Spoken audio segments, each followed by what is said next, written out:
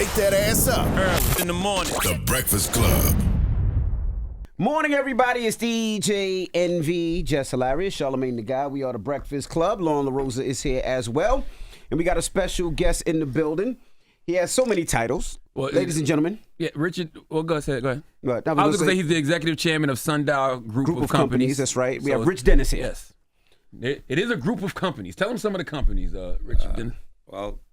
Good morning. Good morning. Good morning. As I was saying earlier, it feels like, every couple of years. You got to talk to the mic. Talk to the mic. You should know this. Every couple of years. No, I only do this like once every 2 years when I come explain myself to y'all. So Sundial Group of Companies consists of Sundial Media Group and Media and Technology Group. So that's Essence, Refinery 29, Afropunk, BeautyCon, and a few other media assets. Sundial Financial, which is New Voices Fund, in which we invest in businesses. One of the largest investors in Black-owned businesses and people of color.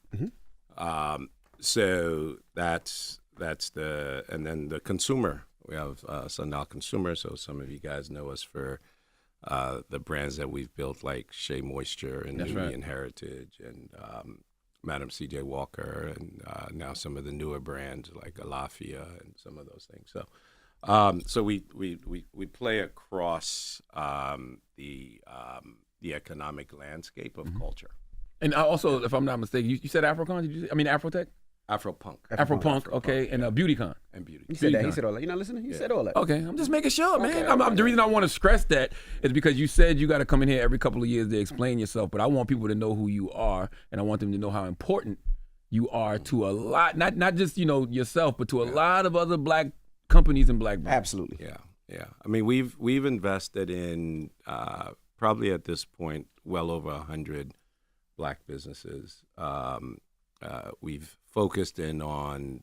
We started with a keen focus on women-owned Black businesses, and then we spread that out to men. So we've invested in and helped build companies like Mayel, Honeypot, Square, Squire, Solo Funds. So we go across everything from consumer to deep tech, right? With the lens of trying to solve vexing problems in the Black community, investing in businesses that solve vexing problems in the Black community. We see ourselves as building the cultural infrastructure and monetization engines that allow us to keep ownership of our intellectual property as a community, and to build and scale businesses that can then reinvest back in the community. One of the last times I was here, well, not one of the last times, but the time before the last time, I came in here and we're talking about me selling Shea Moisture. And I said to you guys, I'm selling this company because I am going to unlock wealth that's never been seen in our community before. I'm going to invest that wealth back in our community. And you did that. I did that, right? 6 years later, 7 years later, not only have we done that, we've now had 4 or 5 exits that have delivered more than $1 billion back into Black families in this country. So very, very proud of the journey that we're on. And but every once in a while, we don't get it 100% right. But what we do is come back and fix it and get it 100% right. So that's... Let's talk about that. And I do want to say it's very important. What you do and have done is so important, and even more important now. When you see all these DEI initiatives getting rolled back, when you see these fundings, when you see this funding for these Black organizations and Black companies getting cut, all we're going to have is us. That's it. To invest back in each other. That's it. And part of that is if you don't create wealth, we don't have us to invest back in each other, right? Then we're constantly needing to have other people support us to, look, we've got changes in healthcare coming, right? We've got changes in our abilities to get an education. It's going to cost, we're going to have fewer opportunities and higher costs, right? the only thing that we can control is our economic destiny, right? And so I'm fiercely protective of that because if we don't have that, we've got nothing. And to do that, we've got to build big businesses. We've got to build infrastructure to support those businesses. And we've got to train up people so that they can run those businesses, right? All things that we all know are missing from our community infrastructure today. So we've got a lot of work to do, and we're here to do the work. Now, of course, trending the last couple of days was the Essence Festival. Yep. 31st Essence Festival. Yep. Some people were upset. Some people were mad about timing. Some people said it wasn't as packed as it usually is. They were mad that Target was a sponsor. So I know you're here today to break some of that down. So yeah. What happened, I guess, Essence Festival weekend? Yeah. So first of all, a lot of the criticism is warranted. A lot of it is not, right?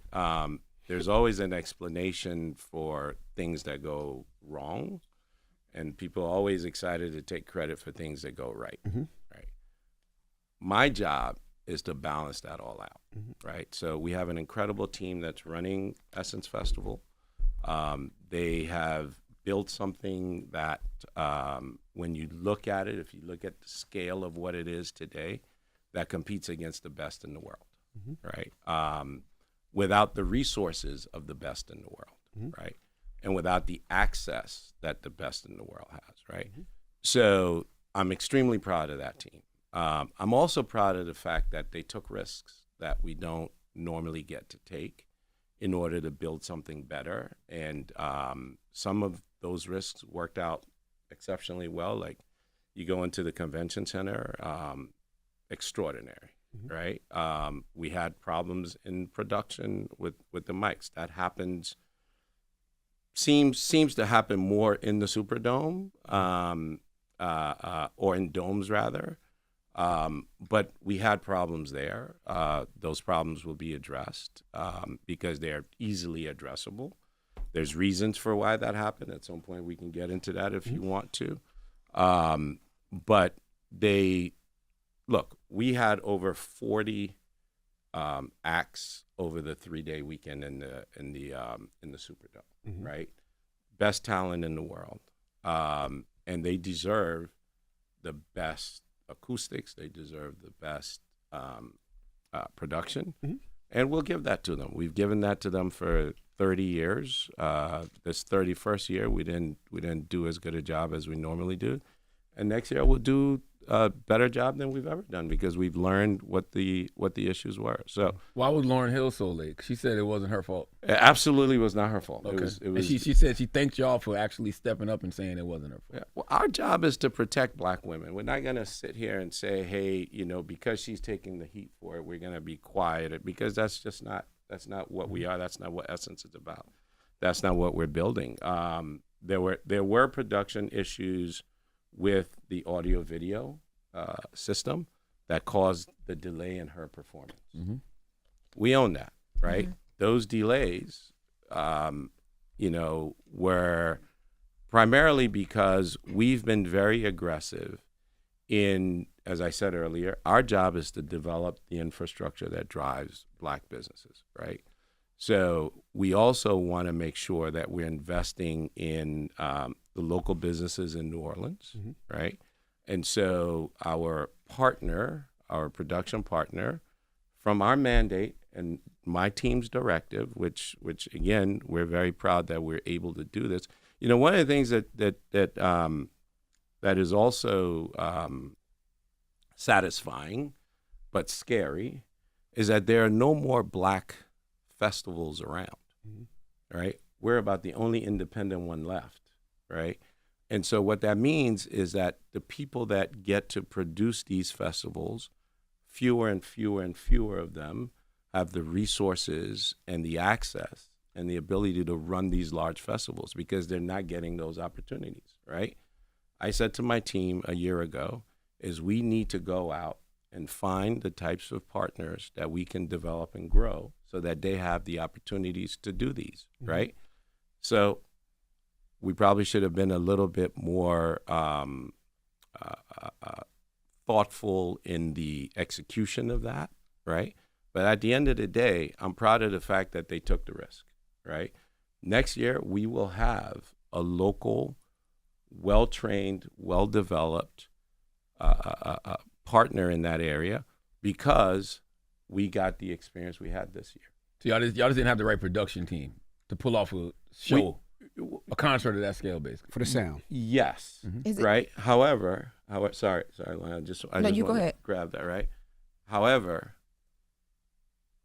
our job is to train them up.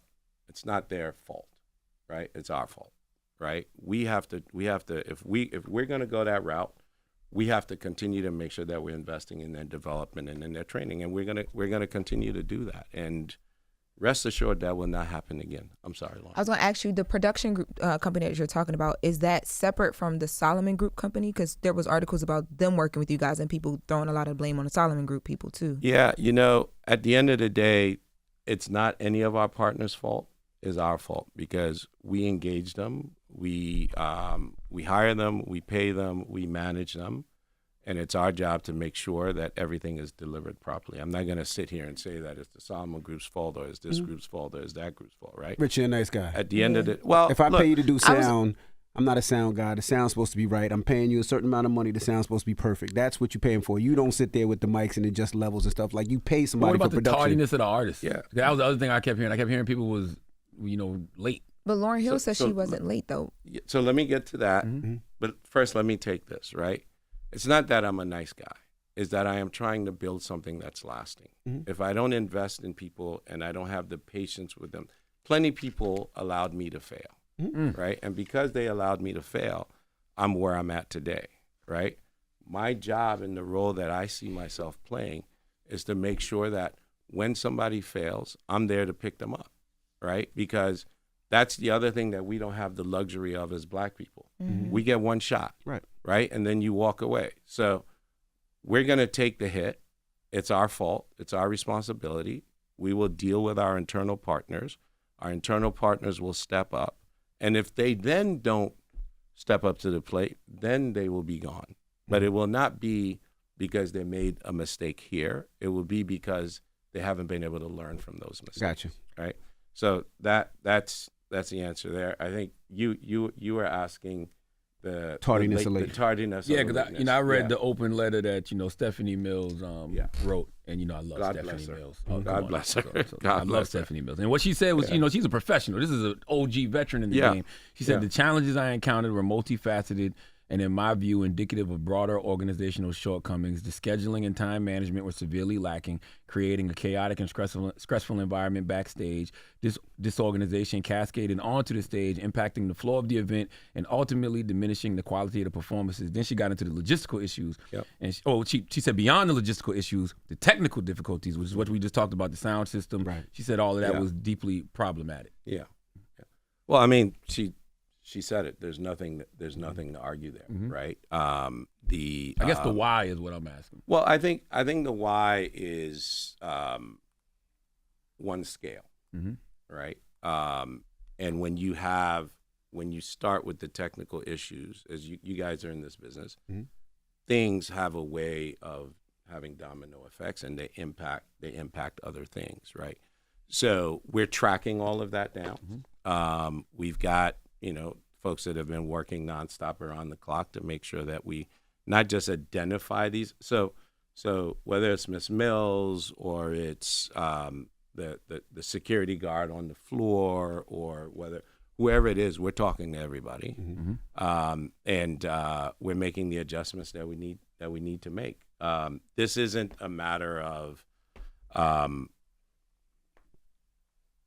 hey, we're oblivious to these issues. This isn't a matter of, hey, we don't understand that there were challenges. We understand there were challenges. We're getting to the bottom of it, and we're correct. I think I understand what you're saying as far as production, because we deal with that, especially in radio a lot of times, right?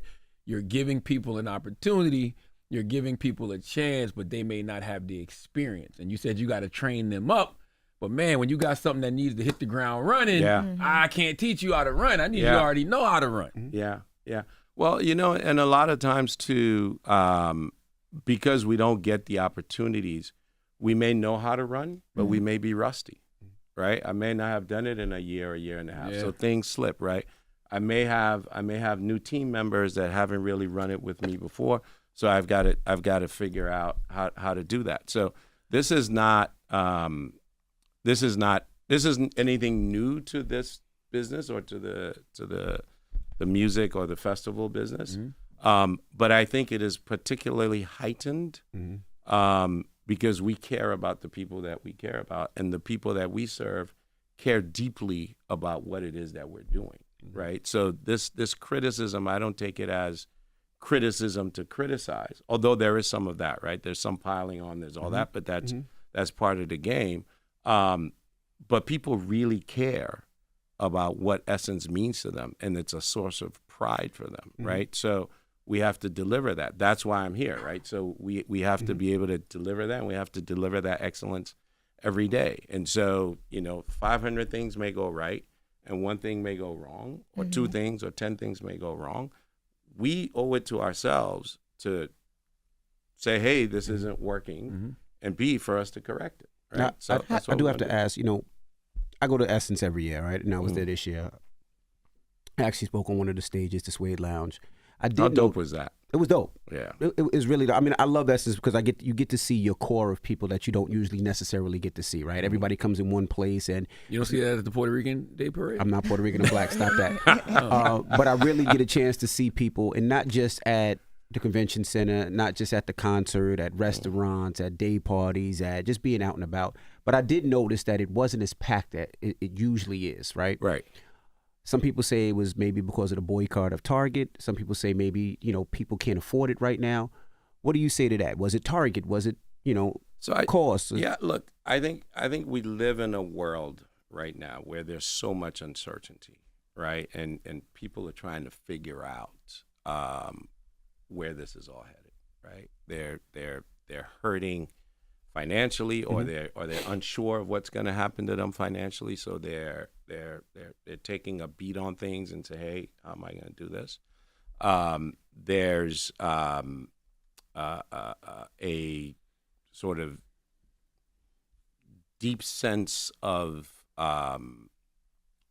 responsibility to just share everything, right, and to be as loud and as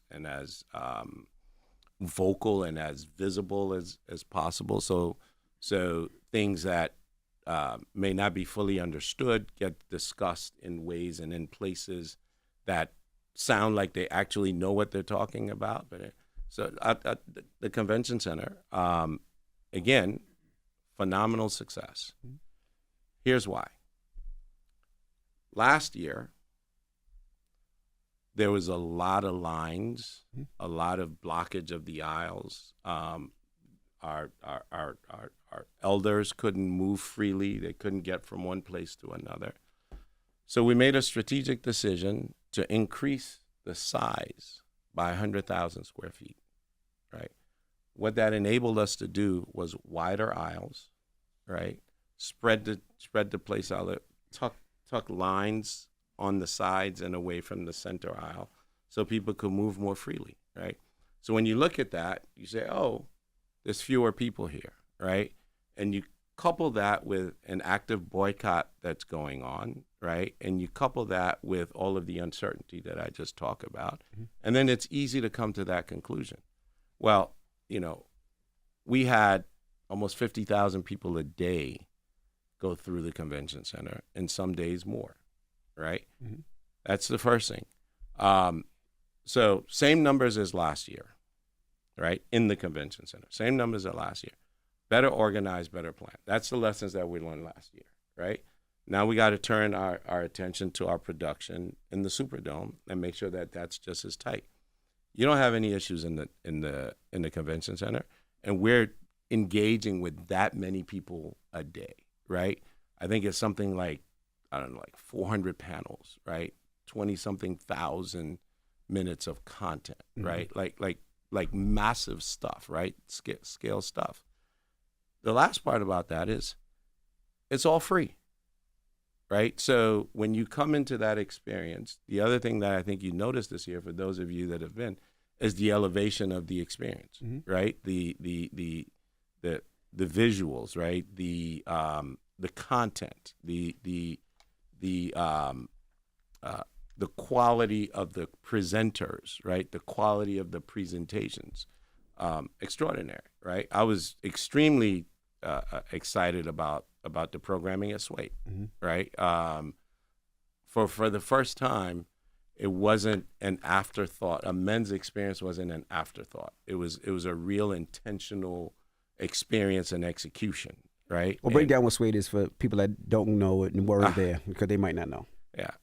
So Suede is what is now Essence's men's platform and experience that we're slowly building up, because if you go out there and you look in the media landscape today, there's nothing that's really focused on Black men in an elevated and aspirational way. And so Suede was actually a magazine that was owned by Essence, that was launched by Essence back in the day and was then shuttered shortly thereafter. And I looked at it and I said, what a cool name for men, right? And so we're gradually building that up. But I think from your experience there, you can see where we're headed with it. I thought it was dope, and I think a lot of women all the time always look for men at Essence, right? There's a lot of relationships. There's a lot of women there, and they're looking for relationships. They're looking, so that Suede Lounge was a great opportunity for men. Like you was looking for men. I was actually on the panel, sir. I was on the panel, That's sir. the best way to find a man. Working. But I do want to say too, I want to stay on the economic point that Envy brought up. I saw people complaining about the BVIP super lounges. I guess they said the super lounge used to be a part of the standard ticket price, but then they had to charge extra for the VVIP. So a lot of people was like, damn, that prices me out. So I was just wondering, how do you balance like financial sustainability with accessibility? Yeah. Well, but I think that's also part of what I was saying earlier about people having an idea, but not really fully having all of the information to make decisions, right? So that super lounge experience was a free experience where the convention center had, not the convention center, the Superdome had these spaces, right, inside of them that Essence used as a way to showcase up and coming talent, right, give them opportunities, and went quite for the main stage. For the past 3 years or so, the Superdome was under construction, and those spaces went away. So we haven't had that for 3 years. The way that we solved for that was doing super lounges early on the main stage, right? That didn't change, right? But what we also are dealing with is, one, we should talk about the economics of it, right? We'll come back to the economics of how an event like this gets pulled off and what it takes and what it requires. But what we then did was said, hey, we're trying to over-deliver on the value proposition of why you would go to the Superdome, why you would buy a ticket, right? And what has happened is, for our community, they get charged more and they receive less. We're guilty of trying to give more for the same price, right? And that has to then be accompanied by other sources of revenue in order to sustain that free convention center, right? How about I've been going for so many years. I didn't know the convention center was free. I had no idea. Convention centers? I had no idea. Well, you be working there because I work. Because I usually go through. When the back I went, and I just go was work. an attendee, and I just went, and you just I came had no in. idea it was free. That's crazy. Yeah. I had no clue. Nowhere else on this planet, Which is amazing, is anybody giving us that. I mean, and think about who you got to see, and they got to see and talk to you, right? They got to see on that same. They got to see and talk to Maxwell. They got to see and talk to. And let me Palmer. explain it just a little bit. So the convention center, of course, it's a huge convention center, and they have different stages, podcasts, artists performing. And I didn't know all that was free, but all that is free. So like you can go there, and when I was there doing one stage, Lloyd was doing another stage performing. So there was like 10,000 people at Lloyd's stage. There was a couple thousand people at our stage. People doing podcasts, conversations with Maxwell. And I didn't know that was free. That's I didn't know that either. I thought you had to buy a ticket. Yeah, I thought so too. But that's dope. No, but in order to maintain that money has to come from somewhere, right? So we're trying to find other ways that we can monetize so that we can continue to provide that experience so we don't have to charge. Because our community is going through I don't know if people know this, right? Mm-hmm. Unemployment rate for Black women in this country right now is skyrocketing, right? Unemployment rate for Black people in this country is skyrocketing, right? The opportunities that we were promised just 2 years ago have evaporated. That's right. Right? We're going to stand by our community and we're going to use our business acumen to build a sustainable business that will be here 100 years from now, right? We're going to make those investments. We need our community to come along. We also, though, taking full accountability, need to make sure that our community knows that that's what we're doing, right? I think we take for granted that they know what we're doing. The fact that you guys in here have been there, I don't know how many times, you've probably been there 15 times, that you didn't know that all of those experiences were free, right? I've only been once. I'm sorry. I've been once too. Once and once? I've been about 15 times. I actually was there when it was in Houston.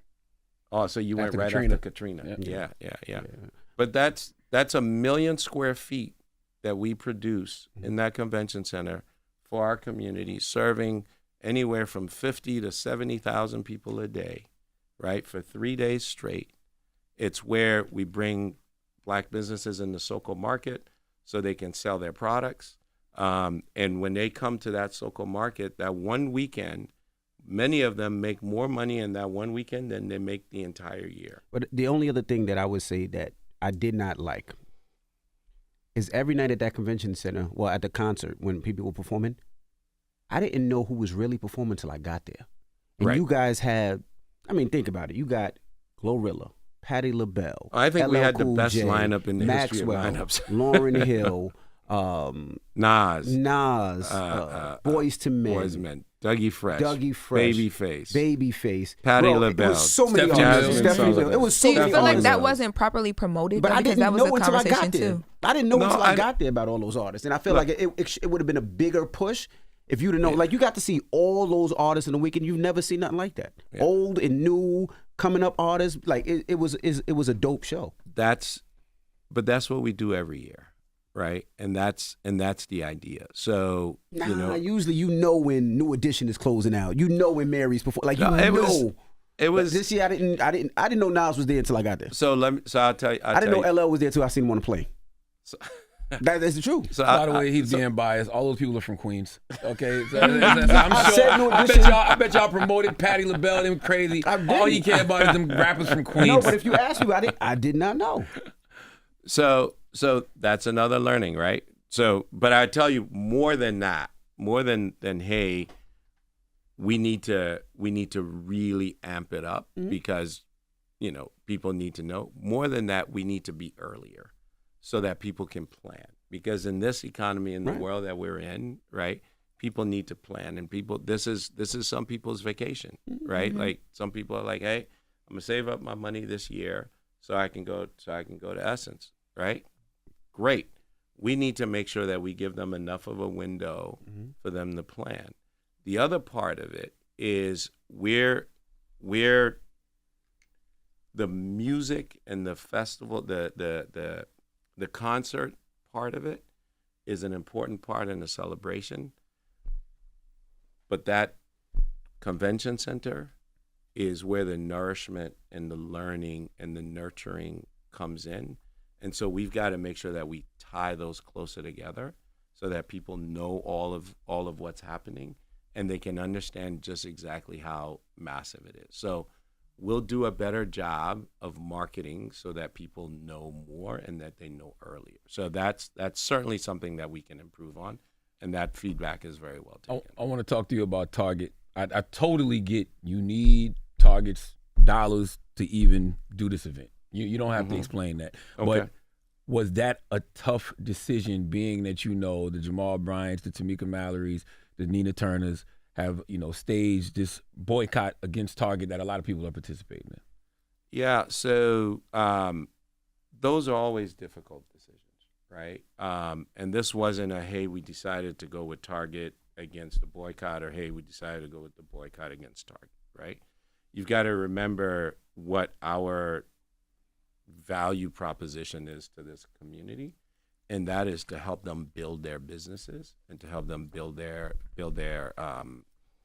infrastructure that supports their business, right? We build the infrastructure, they build their businesses. So it wasn't a decision around here's this boycott that we want to go against, or here's this retail partner that we want to support, right? It was the decision, first of all, was we already had a contract, right, prior to all of this, 4 years now, and they've been good partners, right? They've done what they've told us they were going to do, and even not recently at Festival, Brian Cornell, their CEO, came on the ground. He's like, look, I want to see the people, I want to talk to the people, I want to understand. But he also shared that we haven't stopped doing the things that we had committed to. We're going to complete. We've made a $2 billion commitment. That was to who? To the black to community? the black community.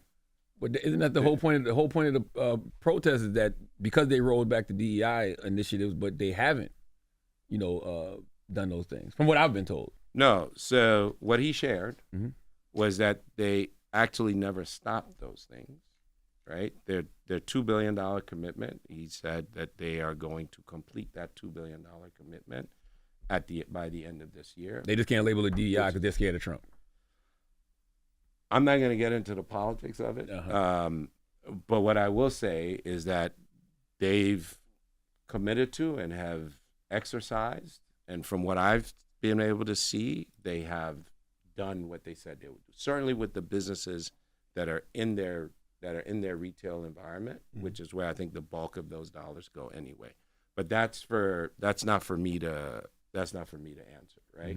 What I can say though is that they have shown me and provided evidence that they've continued those programs. They've continued their HBCU program and the scholarships. They've continued their dollar commitments, right?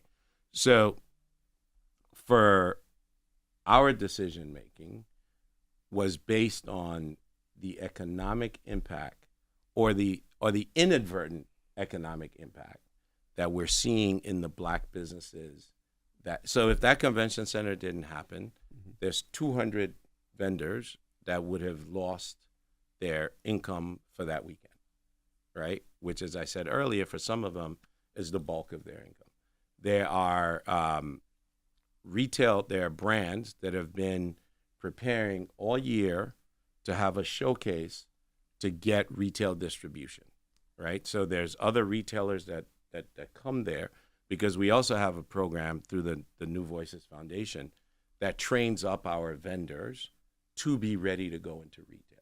So that's the other thing that we do. We have almost 30,000 black businesses on our platform, and women-owned businesses on our platform that we're providing developmental services to every day, and also at the festival, right? So that's everything from preparedness to go into retail, to business planning, supply chain development, all the things that it takes to do that. So we've also then, as a result of that, really curated the SoCo market so that when our guests come in, they're getting the best of the best, and that when retail partners come in, they're able to then say, hey, they're ready to do business and go to the next level, right?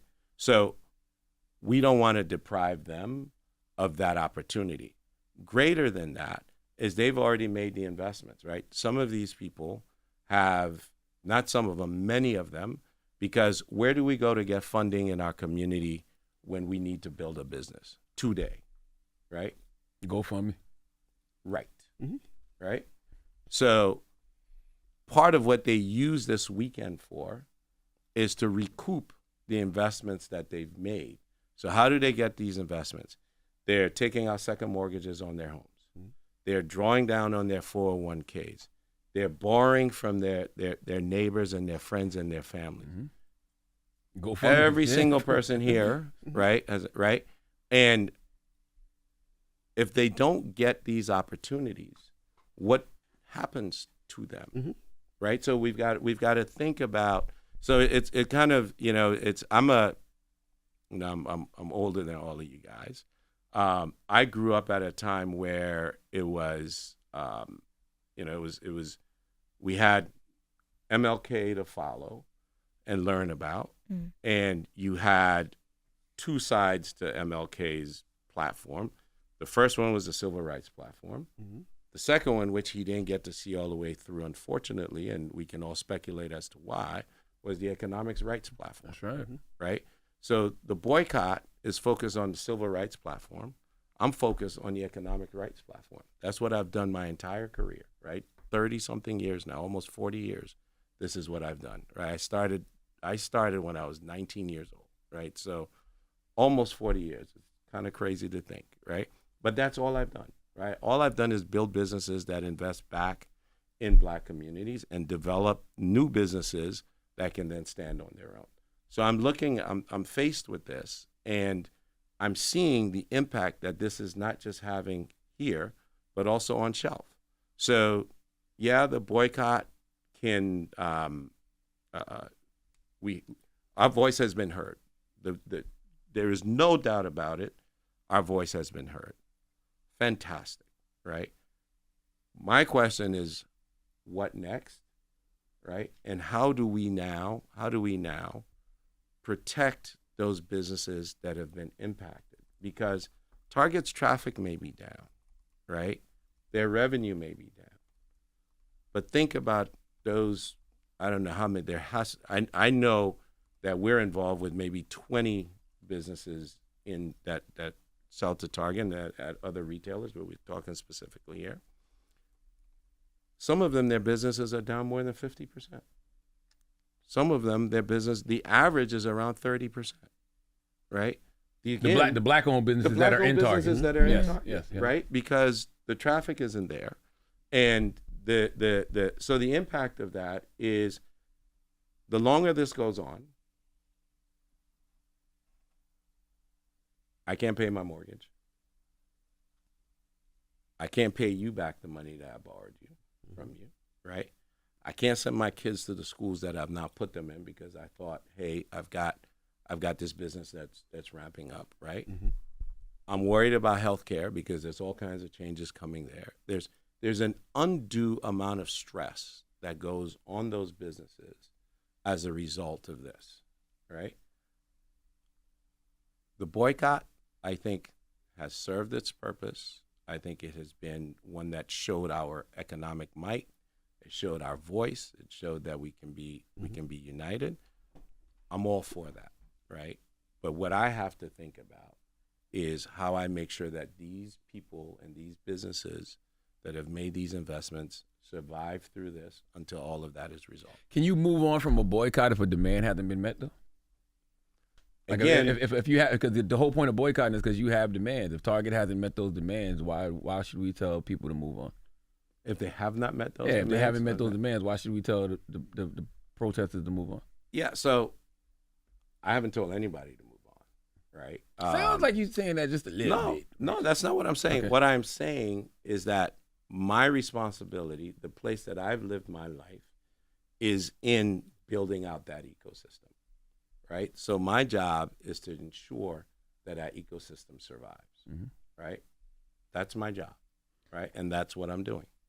I guess my other real quick, I just want to just from your standpoint, just essence, right? Not the black-owned businesses within Target, just essence and Essence Festival. If you would have said, you know what, I'm listening to the protesters, Target, I don't want y'all to be a sponsor this year, how would that have impacted y'all business? Because I know y'all had a contract. We have a contract, so Okay. that would impact our business. I tell you something else, right? There's many others that have either pulled out of supporting black media and black businesses. There are many others that have cut down what their commitments had been, or where they have invested before. So it's not just, this isn't just a issue that's related just to Target, right? This is an issue that, we've had partners, that didn't come back. Ford didn't come back, right? You used to be able to, do the ride and drive, and they've cut back. They didn't come back. Delta didn't come back, right? So there's partners in it, but we still put on the same show. We still put on the same event. So we're going to ride for our community, right? We knew we were going to take a loss going into this, but it's better to me that we take a loss and that that community, that business community, the broader community of New Orleans, the broader community that comes to Essence Festival, has an extraordinary experience. We did have hiccups, yes. Why didn't those companies come back? Well, I mean, some of them have. Yeah, I mean, they've. They got rid of they got rid of their black DEI programs. Yeah. There's no money. There's no They met budget. their black quota. Right. So but this is the new world that we live in, and I think it's very important that we are that we're moving forward. Like we can't just go to sleep, or we're not going to wake up and it's going to be better. We got to work through it, right? And so I think that, like I said earlier, you've got the civil rights part, the civil rights and civil justice part, and you've got the economic rights and economic justice part of it. The two have to work, right? And so I'm looking forward to us getting the two to work. But in the interim, you've got to sustain what's there. Otherwise, it's not recoverable. Do you bring it back next year? And, with the difficulties that you had this year, especially with sponsors pulling out, do you bring it back? And how Absolutely. do you mean the festival? That's not even a question. Yeah, the reason I ask is, you said you took a huge loss this year, right? Yeah, yeah. Right, and you don't have the sponsorship. So how do you sustain that without raising prices and making sure that people can still enjoy what they enjoy without hitting the consumer in the pocket? Especially since you lost a car company, you lost Delta, and whoever else you lost. Well, those are big hits. You never know. Next year they may be back. Gotcha. Right. They may be back, and there are other brands out there who value our community. Correct. Who want to engage with our community. Right. There's new revenue streams to find. There's new partners to go find. It's like we can't just give up because it's hard. Correct. Right. Because otherwise we won't be here. I agree with you, and yes, there is going to be criticism for any event, but based on what you just said, I wonder if people realize that, let's say next year, these companies that pulled out this year for DEI initiatives, they might want to come back, but they're not going to come back to something that is getting so criticized. They're not going to come back to something that's getting so slandered on social media. That's when they be like, I want to stay away from that. Yeah, and the thing is, look, what we did this year was an extraordinary success. It had faults and issues like everything else, right? But I can go through the stats with you. You same number of people in the convention center, right?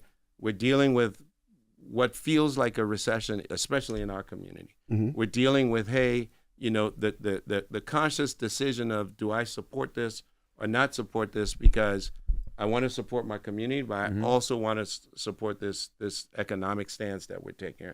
We're dealing with all of those things, right? I don't think we'll be dealing with that next year, right? I have faith and confidence that we won't be. I can't speak for the economy, but I think the inner dialogue that we're having with ourselves around, do I do this? Do I not do this? I don't think we'll be dealing with that next year. And yes, the criticism doesn't hurt. But you can't dismiss the economy, Rich. No, that's what I'm not things aren't going to dismissing. get. Yeah, they're not getting better. The economy, but That's what also I too, this just said. Target thing has been going on for a while. So if next year the boycott is still there, do you guys? I don't know how long your contract is. You guys will still be in contract next year, so they'll be back next year. Yeah. So the answer to that question is, we have a responsibility to our community to deliver to them the best product that we can deliver, right? Every year we get better at delivering that product, right? To your point, the criticism doesn't help at all, right? It doesn't help at all, but it's not going to deter us from doing the work that needs to be done so that we can get those partners, right? And we can grow and we can scale and we can do the things. Like I said, our vision for this is not for next year. Our vision for this is 100 years out. So we're building the infrastructure that allows us to do that. We'll do the work. We'll make the adjustments from that we see from the criticisms. The ones that are reasonable and that work, we'll do that, right? So as far as, what happens next year with partners, right? We have to go through the process to see what happens, right? We have to go through the process to see what other partners come through. We have to look at what's going on with the boycott, what changes are made to it, how things get resolved. So to your point, there is a resolution to everything, right? We have to come to a resolution. I think that will happen.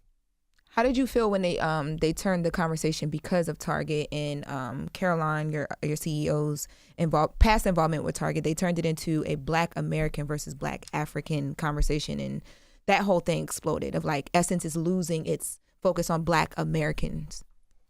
Yeah, I mean, those are one of the. I mean, I'd love to hear how you guys think about that, but that's one of those ones that I struggle with understanding intellectually, right? For a host of reasons. Let's just talk about the actual facts, right?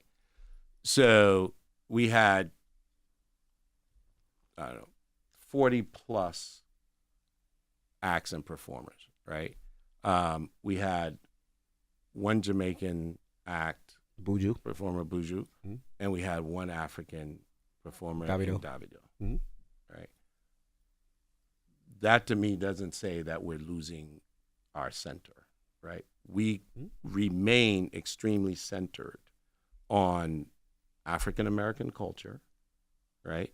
And on Black women. That's our center. That doesn't mean we can't expand out from our center. All it means is we can't lose our center. So if you were on the ground, if you were there, you see that center is very much there, right? You go into the convention center, right? You look at what happened on the stages. You look at what happened.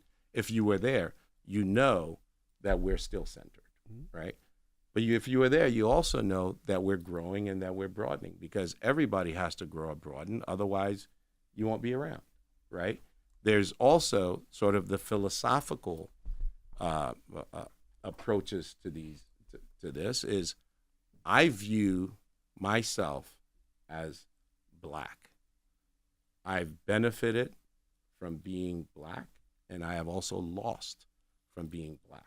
When I walk in the room, what people see, if they don't know me, when I walk in the room, I walk down the street, they see a Black man, right? My entire life has been dedicated to uplifting Black. I've focused it on the economics, on the economic side of Black, because that's what I know how to do. That's what I'm skilled at. The thing that I've learned from that is we're much better off when we're focused on our commonalities and we're building on those commonalities. As I said earlier, I grew up, King, Garvey, Lumumba, right? That the thinking around, hey, we have a much better chance of developing and growing our communities when we find the commonalities and the alignments, and we're working towards shared goals and shared objectives. When we don't do that, we become much smaller, right? And much more volatile and much more vulnerable. I can't even believe you took the time to explain that. If some people, if me, Buju, Bonton, and DeVito are walking down the street and a white supremacist see us, guess what he see? Black niggas. That's it. What are we talking about here? Do you feel like, though, with criticisms like that and like, just some of the stuff that you would feel like we're not going to, because y'all took ownership for a lot of things even before the articles hit, right? The things that you're like, this is nonsense, we're not going to take ownership for that. Do you ever feel like it's kind of like unfair? Are you ever hurt by it? Because you do so much centered in Black people, regardless of where they come from. Yeah. I don't have the luxury of being hurt by it, right? I think the first couple of times that it happened, there was, I think the first time I was here, and very, very similar circumstance, right? We did an ad for Shea, right? And that ad had run for months. and they cut it down for social, and the person that cut it down from social cut it where there was it ended. There was a white woman in the front and a white woman in the back, and then there was a very small glimpse of a black woman, right? And that wasn't intentional at all, and it wasn't the message we were trying to convey. But people got hurt by it, right? And because we build brands, and we're involved with brands that are all about our culture and all about our identity, and we ride hard for it, right? So the person that made that mistake, right? I could have walked in and fired that person, right? I chose not to, because that was a person that was trying to do something and trying to create something, and that deserved an opportunity to fail. And they got that opportunity to fail. They are today running one of the most acclaimed agencies out there, right? If we had reacted differently, they probably wouldn't have gotten that opportunity, right? So it's our responsibility to give them an opportunity to fail. I have chosen to spend my career trying to develop businesses and economic engines in our community. I can't, if I were so thin-skinned that, every time I did something wrong, or every time people perceive me to do something wrong, I walk away from what the mission was, we wouldn't be here, right? We wouldn't have these hundreds of businesses that are now on the shelves of Target or Walmart or CVS. If I had listened to the criticism when I sold Shea, I would have gone off into somewhere and hidden away and gone and done my thing there. I wouldn't have. But then Honey Pot wouldn't have been what they Honey are. Pot wouldn't have been here. Mael wouldn't have been here. Lip Bar wouldn't have been here. Solo Funds wouldn't have been here. I mean, you name it. The list goes on and on and on. So I don't have that luxury. And I have to take. The other thing is, because what we're doing is so novel in our community, right? I have an accountability to say, hey, this is what's working and this is what's not working, right? People have the right to decide whether or not they want to rock with us, right? But we're going to keep doing what our intentions are. We're going to continue to share what those intentions are, and we're going to continue to do the work and be accountable for what we get. Like I said earlier, when something goes wrong, when something goes right, we're going to be here for both. And I'm glad that you're open to all this criticism, but the reality is it's hard to explain business to people who don't run one, especially corporate business, especially when you are, a black person running a business trying to do things specifically for black people. We are so hard on each other, man. I haven't heard Essence be talked about this much in years, at least Essence. And probably decades. You know what I'm saying? But now everybody's talking about it so much because we got so much negative things to say. And like you said, some criticism is valid. Some is valid. Not all of it. That's right. Right? And the levels of criticism is definitely not warranted. Right? I will tell you that. Right? But if we hurt Miss Mills, Stephanie Mills, got to make that right. That's what we're here for. You hurt Lauryn Hill, you got to make that right. Got to make that But those right. are actual valid issues. Like that letter, she has actual valid issues. Valid issues. Y'all got too much Africans. It's not a valid criticism. No. Child, they arguing like crazy. But I like the way that too much Africans here. I like the way that you guys responded to things because it curved the headlines. Like the headlines about Lauryn Hill had to include festival says it's not her fault. Here's exactly what happened. A lot of most festivals don't do that because she said that this has happened to her before. No, but this isn't most festivals. This Right. is Essence. We're accountable to our community and to those black women that we're here to serve and protect. And when we get it wrong, we're going to say it, right? Caroline, you just brought up Caroline. Caroline Wanga had nothing to do with this. I was right? gonna bring Let's that leave up. her out of it. I saw people blaming her, but I was told she's not even really She's been part on of the leave, team. right? She's on leave. Yeah. She's on leave. She go buy her book, guys. She just dropped a phenomenal book. She's been an incredible leader for Essence, and we're grateful. Is she still in the CEO seat? She's still in the COC, but Okay. she's on leave. Got you. Yeah. Why was people so quick to blame her when she had nothing to do with this year's festival? I mean, look. Just because she's just I don't know. editor in chief. We live in a world we live in a world now where it's easy to do that, Absolutely. right? And so people do that, and you can shy away from it, right? Or you can face it head on. I choose to face it head on because I think people get an opportunity to learn from my mistakes. They learn from my team's mistakes. My team gets to learn from their mistakes. And the greatest blessing is to be in a position where you're allowed to make mistakes. That's the greatest blessing because if you're not allowed to make mistakes, you shrink, right? You don't try things. You're stuck in one thing, and that's the only place you can be. For our community to grow, we've got to be able to afford to make mistakes, right? But the other thing is, we've also got to be able. The thing that I'll notice, that I'll say now as I've gotten on in years, is my community no longer has the grace it once had for each other. Not at all. Right? We go on these platforms, and Did we ever? Did we ever? I don't know if we ever. no, did. we Some may, people maybe You we, older than us, so I don't know. maybe, yeah. In my day, Okay. yes, there was grace. You know, if something went wrong, somebody pulled you aside and said, "Hey, you know, this is going wrong." If your kid did something wrong, they're like, "Hey, And it was grace. your kid." Right? 2000s, there was Like the grace. community I think that when we the social people have, media like, it started, takes a that's when tribe grace vibe. started. It was grace, yeah, absolutely. But we've got Definitely to bring that back, right? It's like if we run away from these things, it doesn't come back. Right. If our kids grow up and don't see, they think that this is the way it should be. So, did we get some things wrong? Absolutely. But I think if you measure us against any festival that happened this year, I think we rise to the top, right? I don't know of one festival that happened this year that didn't have some sort of production issue. All right. Ours is amplified because people care, right? Ours is amplified because our community is under a lot of pressure. Ours is amplified because we have a boycott going on. Ours is amplified for a whole host of reasons. That doesn't mean that we run away from it, right? It means that we got to talk about it. Absolutely.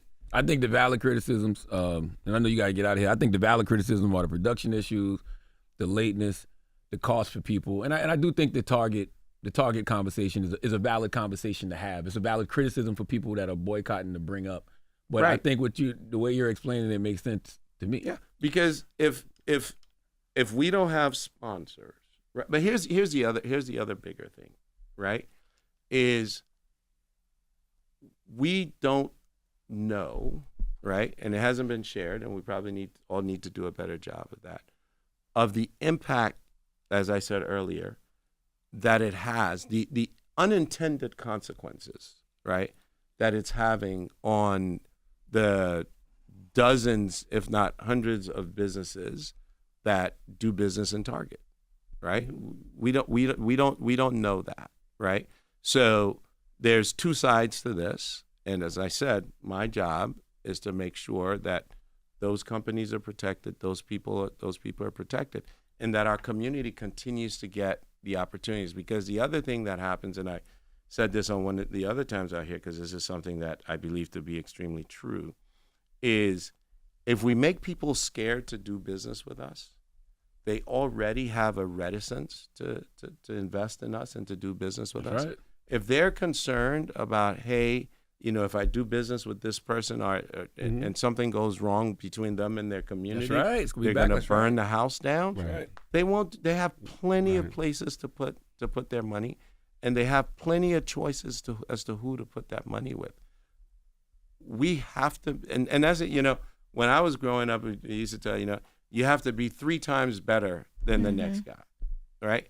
In the world that we're growing up in today, we have to be 5 times better. Right. It's just that nobody's telling us that. But that's the point I brought up earlier when I talked about, the criticism, because people will go on social media and they might think about, okay, let's put some money there next year. But if they go on social media and see a bunch of backlash, they be like, No, I'm not going there. Why am I doing that? I don't want my brand associated That's right. with this. We talked about this on my podcast, and my thing was the criticisms are valid, like Charlamagne said. I just wish that we understood how we shape what conversation and impression is.